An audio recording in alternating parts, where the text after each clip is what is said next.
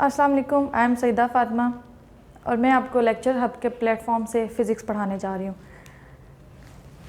हम लोगों ने फ़िज़िक्स का फर्स्ट चैप्टर स्टार्ट किया था सेकेंड ईयर का, और उसके अंदर हम लोगों ने कूलम्स लॉ पढ़ा था। आज हम देखते हैं हम लोगों ने क्या पढ़ा था कल कि हमारे पास दो चार्जेस थे, पॉइंट चार्जेस। उनको हमने r डिस्टेंस पे रखा हुआ था, सेम चार्जेस थे तो वो एक दूसरे को रिपेल कर रहे थे, और फोर्स जो हमारे पास आई थी वो आई थी 1/4 pi epsilon naught Q1 Q2 over r square. Epsilon not हमारे पास क्या है? एप्सिलॉन नॉट हमारे पास एब्सोल्यूट परमिटिविटी है फ्री स्पेस के अंदर। फ्री स्पेस के अंदर मतलब ये जो हमारे पास डिस्टेंस है, यानी चार्जेस हम लोगों ने किस मीडियम में रखे हुए हैं, एयर में या फिर वैक्यूम में। अब हमें पता है कि हमारे पास अगर यहाँ पर देखा जाए तो यहाँ पर फोर्स की जस्ट मैग्नीट्यूड आ रही है, और हमें पता है कि फोर्स जोन सी है वो वेक्टर क्वांटिटी है। इसका मतलब ये हुआ कि हमारे पास इसकी डायरेक्शन भी होनी चाहिए, क्योंकि एक वेक्टर के लिए ज़रूरी है कि हमारे पास उसकी मैग्नीट्यूड और डायरेक्शन दोनों होनी चाहिए। तो आज हम देखते हैं कि vector form of Coulomb's law, कि हमारे पास इसकी वेक्टर फॉर्म कैसी आएगी। अब हमने क्या किया हुआ है कि एयर के अंदर, वैक्यूम के अंदर दो पॉइंट चार्जेस रखे हुए हैं, सेम चार्जेस हैं जो एक दूसरे को रिपेल कर रहे हैं, और कितने डिस्टेंस पे पड़े हुए हैं? r डिस्टेंस के ऊपर। Coulomb's force is mutual force. Mutual force का क्या मतलब है कि ये दोनों चार्जेस एक दूसरे पे फोर्स लगा रहे हैं। कैसे? यहाँ पे देखते हैं। Force on Q2 due to Q1, यानी इस चार्ज के ऊपर इस चार्ज की वजह से फोर्स लग रही है। ये आपको नजर आ रहा होगा, ये इसका डिस्टेंस है r, और इस डायरेक्शन में ये Q2 की फोर्स लग रही है। ये जो मैंने रेड कलर में बनाई हुई है R21, ये हमारे पास डिस्प्लेसमेंट है दो पॉइंट चार्जेस के दरमियान, और ये r हमारे पास डिस्टेंस है। हमें पता है कि अगर हम वेक्टर की बात करें तो हमारे पास वेक्टर किसके बराबर होता है? वेक्टर की मैग्नीट्यूड इनटू यूनिट वेक्टर। बताती चलो, यूनिट वेक्टर हमारे पास एक ऐसा वेक्टर होता है जिसकी मैग्नीट्यूड 1 होती है, और वो हमारे पास किसी भी वेक्टर की डायरेक्शन बताता है। तो इसका मतलब ये हुआ कि अगर हम यहाँ से यूनिट वेक्टर फाइंड आउट करना चाहें तो हम इजीली फाइंड कर सकते हैं। R21 हमारे पास क्या आ जाएगा? वेक्टर ओवर R21 वेक्टर की मैग्नीट्यूड। अब हमारे पास फोर्स की डायरेक्शन कैसे आएगी? फोर्स एज अ वेक्टर हमारे पास कैसे आएगा? F is equals to 1/4 pi epsilon naught Q1 Q2 over R square R21 unit vector. ये यूनिट वेक्टर हमें डायरेक्शन बता रहा है। किसकी डायरेक्शन? ये हमें बता रहा है कि 1 ने जो 2 पर फोर्स लगाई तो उनके दरमियान कितना डिस्प्लेसमेंट था। यूनिट वेक्टर के हम लोगों ने फॉर्मूला पुट किया R21 ओवर R21 मैग्नीट्यूड। अब यहाँ पर एक चीज आ रही है R स्क्वायर और R21 वेक्टर की मैग्नीट्यूड। इन दोनों में क्या डिफरेंस है? हमारे पास जो R स्क्वायर है ये डिस्टेंस है, और ये हमारे पास डिस्प्लेसमेंट है। डिस्टेंस और डिस्प्लेसमेंट में फ़र्क है। क्या फ़र्क है? डिस्टेंस हमारे पास सिंपली लेंथ होती है दो पॉइंट्स के दरमियान। फॉर एग्जांपल आपके पास कोई भी दो पॉइंट्स हैं, एक ये और एक ये, इनके दरमियान जितनी भी लेंथ होगी वो हमारे पास एक सिंपल डिस्टेंस होगा। जैसे ये मैंने ब्लू से r शो किया हुआ है। लेकिन जब हम वेक्टर की बात करते हैं तो हमारे पास डिस्प्लेसमेंट आता है, क्योंकि डिस्प्लेसमेंट में हमारे पास डायरेक्शन भी होती है। तो यहाँ पर फ़र्क ये है कि r जोन सा ये हमारे पास डिस्टेंस है, और R21 वेक्टर्स की मैग्नीट्यूड हमारे पास डिस्प्लेसमेंट है, क्योंकि ये हमें डायरेक्शन भी बता रहे हैं। इसी तरह अगर हम बात करते हैं कि Q2 फोर्स लगा रहा है Q1 की, क्योंकि पहले मैंने आपको कहा कि Coulomb's force is a mutual force, तो इसका मतलब यह है कि Q2 ने भी Q1 पे फोर्स एक्सर्ट करनी है। अगर हम उसकी बात करें तो अब डायरेक्शन इस तरफ हो जाएगी, और R12 की भी डायरेक्शन इधर हो जाएगी। R12 का क्या मतलब है? Force on charge 1 due to charge 2। अगर हम उसी तरह हमारे पास फोर्स क्या आ जाएगी? 1/4 pi epsilon naught Q1 Q2 over R square R12 unit vector. अब यहाँ पर मैंने एक चीज़ लिखी हुई है कि R is equals to R12 magnitude is equals to R121 magnitude, ये तीनों इक्वल हैं। इसका क्या मतलब है?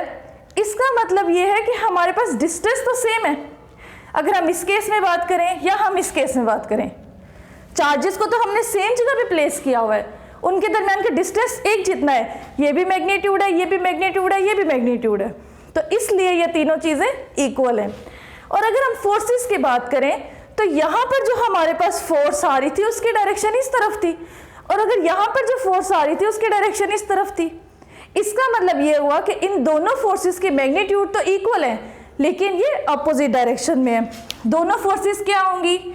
1/4 pi epsilon naught Q1 Q2 over R square R12 unit vector equals to -1/4 pi epsilon naught Q1 Q2 over R square R21 unit vector. ये negative sign क्या show कर रहा है? यही शो कर रहा है कि ये आपके पास फोर्सेस अपोजिट डायरेक्शन में। इसका मतलब ये होगा कि यहाँ पे न्यूटन्स थर्ड लॉ भी होल्ड कर रहा है। देखते हैं effect of medium on electric force between two charges. दो चार्जेस को हमने जिस मीडियम में रखा हुआ है वो मीडियम किस तरह से उस फील्ड को इफेक्ट करता है, हमने ये देखना है। सबसे पहले हम देखते हैं एयर और वैक्यूम। अगर हमने वो चार्जेस वैक्यूम में या एयर में रखे हुए तो तब क्या इफेक्ट होगा? तब हमारे पास क्या बनेगी? FA फोर्स इन, यानी A मीन्स एयर। हमने सिस्टम क्या रखा हुआ है? ओके, अब हम देखते हैं effect of medium on electric force between two charges, यानी दो चार्जेस को हमने जिस मीडियम में रखा हुआ है वो किस तरह से इफेक्ट करता है वो देखते हैं। सबसे पहले हमारे पास एयर और वैक्यूम।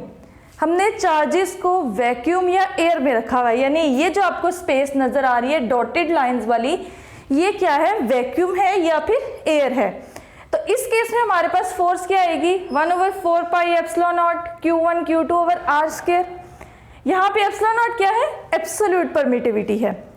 ये तो हो गया फर्स्ट, जब हम लोगों ने एयर या वैक्यूम था।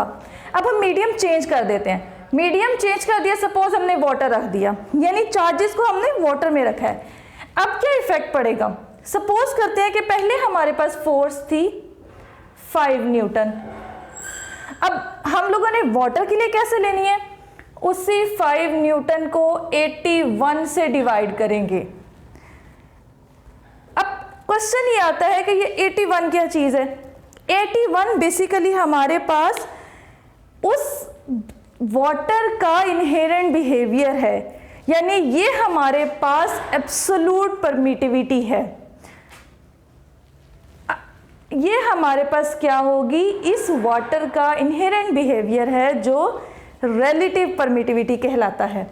अब अगर यहाँ पे हम 5 की जगह सपोज हम 100 न्यूटन कर देते हैं, तो इस केस में भी क्या होगा? 81 से ही डिवाइड होगा।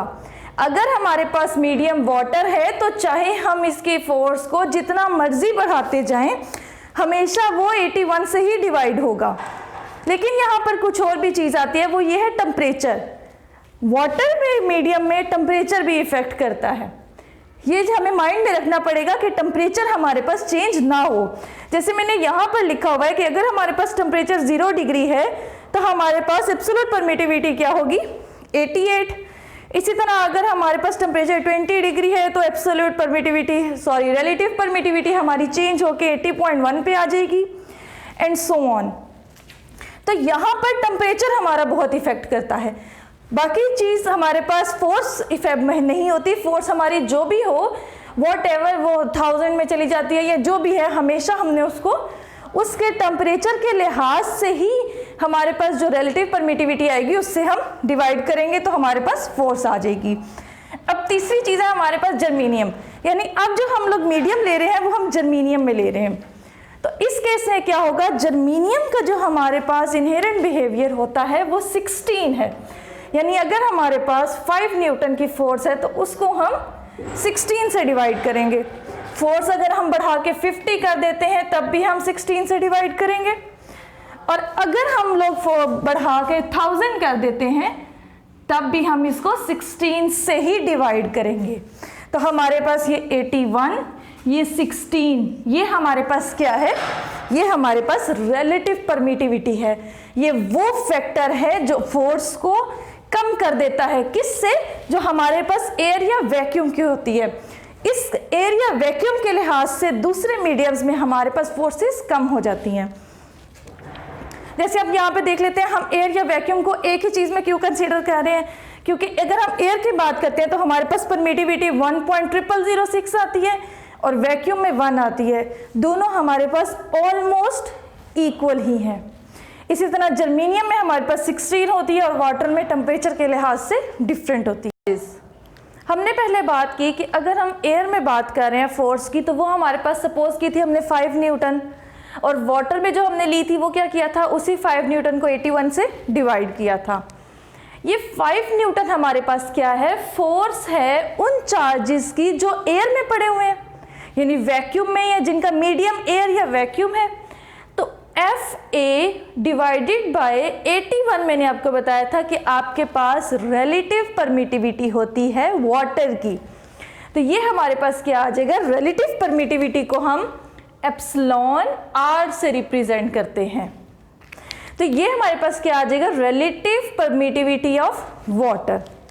फिर हम बात करते हैं जर्मेनियम की। जर्मेनियम में हमने क्या किया था, उसी 5 न्यूटन को 16 से डिवाइड किया था।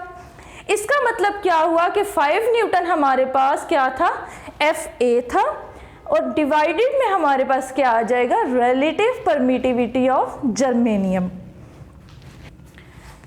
अब अगर हम इसी को ही लेकर आगे चलें, वाटर की अगर हम सिंपली बात करें तो क्या था, FA/1 एप्सिलॉन RW। तो ये 1/एप्सिलॉन RW को हम एक साइड पे करके FA की वैल्यू पुट कर देते हैं। FA हमारे पास क्या था, फोर्स थी, FA is equals to 1/4 pi epsilon naught Q1 Q2/R²। यही वैल्यू FA की हमने यहाँ पर पुट कर दी। तो रिलेटिव परमिटिविटी हमारे पास किसी भी मीडियम की क्या आई, वो basically ratio I force in air या वैक्यूम, यानी चार्जेस की जो फोर्स है, जो चार्ज को हमने वैक्यूम या एयर में रखा हुआ है, to the force on same system, यानी उसी सिस्टम के अंदर ही हम फोर्सेस को डिस्कस कर रहे हैं on the in that medium. किस मीडियम के अंदर, जो हमने कंसीडर किया हुआ है। यानी इलेक्ट्रोस्टैटिक हमारे पास रिलेटिव परमिटिविटी क्या आ जाएगी, ratio of electrostatic force between charges in vacuum, vacuum के अंदर चार्जेस की जो इलेक्ट्रोस्टैटिक फोर्स है वो to the force when the medium between the charges is dielectric. Dielectric is same as relative permittivity. तो हमारे पास ये क्या बात हो रही है, रेशो आ रही है चार्जेस की जो हम लोगों ने वैक्यूम में रखे हुए थे टू दी चार्जेस जो हम लोगों ने किसी भी मीडियम में रखे हुए हैं।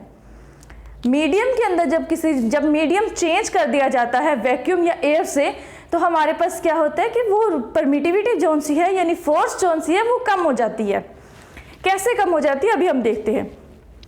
अब हम पहले तो हम लोगों ने 2-3 मीडियम्स कंसीडर किए थे, यानी वाटर और जर्मेनियम। अब हम जनरल बात कर रहे हैं। अगर हम जनरल बात करें तो एप्सिलॉन R क्या हो जाएगा, फोर्स। ये फोर्स थी हमारे पास जब चार्जेस हमारे पास वैक्यूम में पड़े हुए हैं, और ये फोर्स है जब हम लोगों ने उसके मीडियम को चेंज कर दिया, कोई भी इंसुलेटिंग मीडियम हमने रख दिया। तो अगर हम यहाँ से F निकालना चाहें तो एप्सिलॉन R और F प्राइम आपस में मल्टीप्लाई हो जाएंगे। और ये चीज़ हमें क्या बता रही है कि जो आपके पास चार्जेस जब एयर या वैक्यूम में पड़े होते हैं तो उनके की जो फोर्स होती है वो ज़्यादा होती है एज़ कंपेयर टू जब मीडियम चेंज कर दिया जाता है। कैसे? अब आपके पास वैक्यूम के अंदर पड़े हुए हैं, अब क्या हो रहा है, कोई मीडियम नहीं है उसके दरमियान, यानी खुली स्पेस के अंदर आपने क्या किया हुआ है, एयर के अंदर या मीडियम अगर हम वैक्यूम ले रहे हैं तो हमारे पास जो फोर्स है वो इजीली लगेगी। क्या होगा कि हमने क्या कहा था कि दो आपके पास चार्जेस हैं, वो चार्ज एक दूसरे पे इजीली फोर्स लगा लेंगे, लेकिन जब हम बीच में मीडियम रख देंगे तो उनके दरमियान में क्या आ जाएगी, रिकावट आ जाएगी। उस रिकावट की वजह से क्या होगा कि फोर्स कम हो जाएगी। होप सो आपको लेक्चर समझ में आया होगा। आगे हम नेक्स्ट इलेक्ट्रोस्टैटिक्स के ही टॉपिक्स को लेकर आएंगे। Thank you so much. अल्लाह हाफिज़।